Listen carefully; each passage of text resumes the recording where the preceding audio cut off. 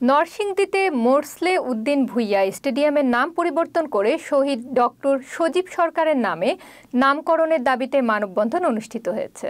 রবিবার ২৭ এপ্রিল সকাল ১১টায় নরসিংদী প্রেস ক্লাবের সামনে এই মানববন্ধনের আয়োজন করে জাতীয় নাগরিক পার্টি এনসিপি নরসিংদী জেলা শাখা। বক্তারা বলেন, ২৪-এর গণ অভ্যুত্থানে নরসিংদীর ভূমিকা গৌরবোজ্জ্বল, যেখানে শহীদ ডক্টর সজীব সরকার জীবন উৎসর্গ করেন, কিন্তু আজও তার স্মৃতিকে যথাযথ সম্মান দেওয়া হয়নি। স্বাধীনতার ৫৩ বছরে ক্ষমতায় আসা বিভিন্ন সরকার নিজেদের মতো ইতিহাস রচনা করেছে এবং প্রকৃত ইতিহাস বিকৃত করেছে। বক্তারা বলেন, ২৪-এর গণ অভ্যুত্থানকে বাঁচিয়ে রাখতে হবে এবং শহীদদের অবদান স্মরণ রাখতে এই উদ্যোগ গুরুত্বপূর্ণ।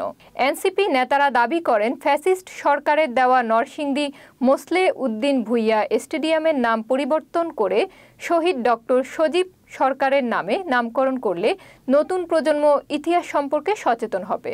তারা দ্রুত সময়ের মধ্যে সরকারের পক্ষ থেকে এই দাবি বাস্তবায়নের আহ্বান জানান। মানববন্ধনে অ্যাডভোকেট শিরিন আক্তার, আওলাদ হোসেন জনি, ওমর ফারুক খান, ইমতিয়াজ খান বিল্লাল সহ দলটির নেতাকর্মীরা উপস্থিত ছিলেন।